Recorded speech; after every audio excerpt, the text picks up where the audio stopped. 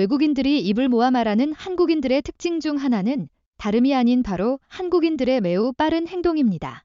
오죽 빠르면 유럽의 선진국가 중 하나인 독일에서 일하는 업무량이 한국에 비하면 3분의 1도 안 되는 적은 수준의 일이라고 할 정도인데요. 반대로 말하면 한국인들의 효율적이고 부지런하게 일 처리를 하는 능력은 다른 외국인들에 비해 3배 이상 빠르다는 것입니다. 이런 한국인들의 특징은 회사뿐만이 아닌 식당에서도 발휘되고 있는데요.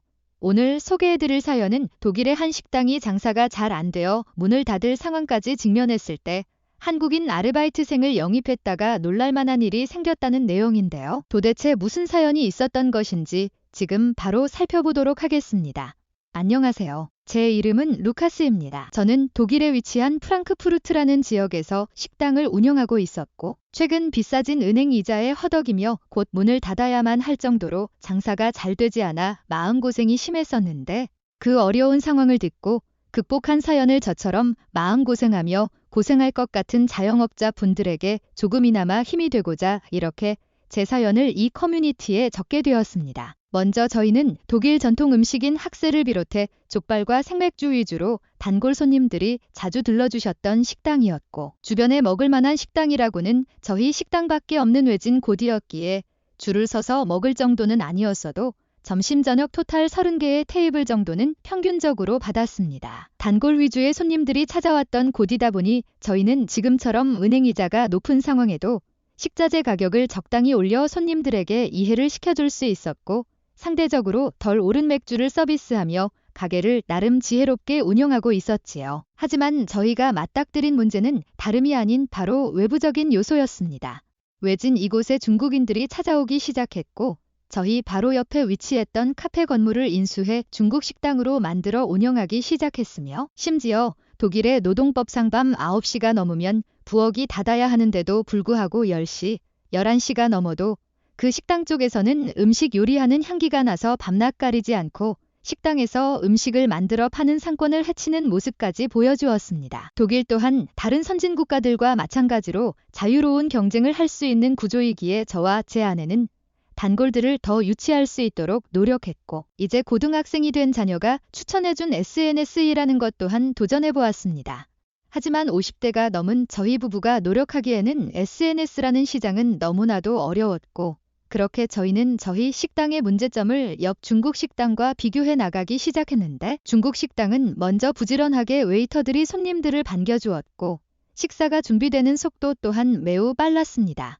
무엇보다 음식의 가격대 또한 저렴했는데 독일 전통식을 추구하는 저희 식당과는 너무나도 비교되었고 현실적으로 느껴지는 한계점에 도달해 저희는 얼마 못 가 문을 닫아야 할 것 같다는 생각을 했지요.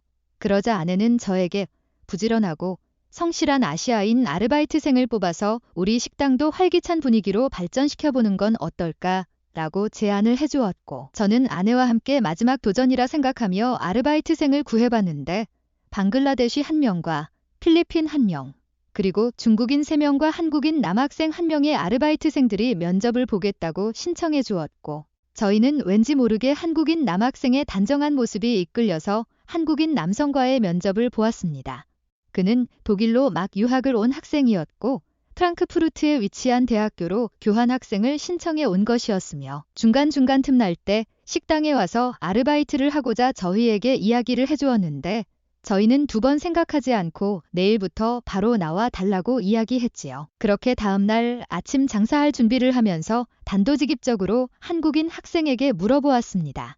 자네 생각에는 우리 가게가 잘 되려면 어떻게 해야 할 것 같아 보이나? 그랬더니 충격적인 답변을 한국인 학생이 해주었습니다. 그는 바로 인터넷 검색 후기를 보고 오는 사람들이 많으니 적극적으로 좋은 후기를 달아주시는 분들에게 서비스를 나눠줘서 홍보 촉진을 해야 하고 가능하면 식당 입구 근처에 예쁜 포토존을 만들어 이곳에 온 사람들이 마치 맛집에 온 것처럼 마케팅해서 인증사진을 남길 수 있도록 해야 합니다.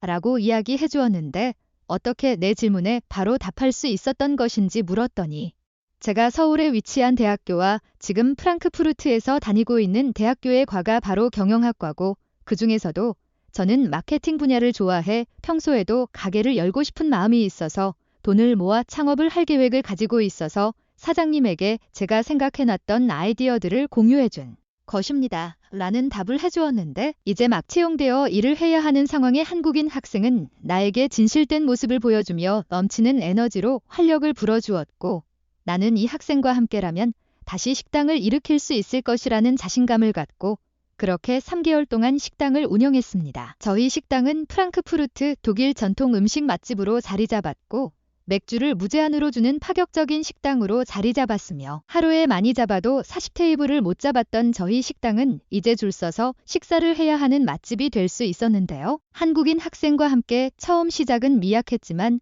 한 달 정도 지나자 한국인 학생의 추천과 독일에서 생활하며 겪는 이런저런 사연에 대해 이야기하는 모습이 즐거워서 찾는 단골들도 더 자주 와주었고 입구 쪽에 SNS용 사진 포토존을 만들어 전통을 추구하던 저희 식당이 정말로 맛집이라는 인식을 사람들에게 줌으로써 젊은 층의 고객들도 공략할 수 있었던 것이죠. 저희는 이 한국인 학생에게 사장급에 버금가는 식당 전체 경영과 매니저 역할을 부여했고 월급을 1,800유로에서 3,000유로로 인상해 가게에 대한 걱정 없이 여행을 하러 다니고 연금을 타는 것 마냥 즐거운 하루하루를 살고 있습니다. 한국인들의 지혜와 센스가 엄청나다는 것은 드라마와 영화를 보면서 충분히 느낄 수 있었지만 실제로 한국인 유학생 단 한 명의 영향력으로 망할 뻔한 저희 식당이 이렇게 잘 될 수 있었을 것이라고는 기대조차 하지 못했기 때문에 매니저가 된 한국인 매니저에게 다음에 한국에 꼭 함께 가자고 이야기를 했고 중국 가게가 옆에 들어와 염려하고 걱정했던 제게 오히려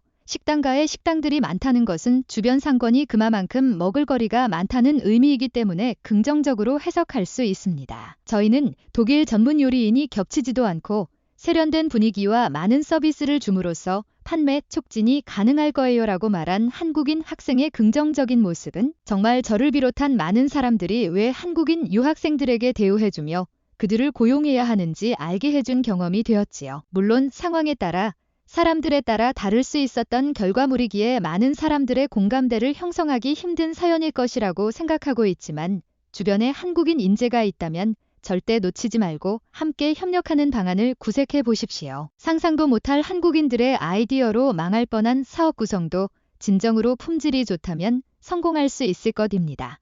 한국인 아르바이트생을 고용해 매니저까지 시켜주며 가게를 맡겨 성공한 루카스 씨의 사연. 여러분들은 어떻게 생각하시나요?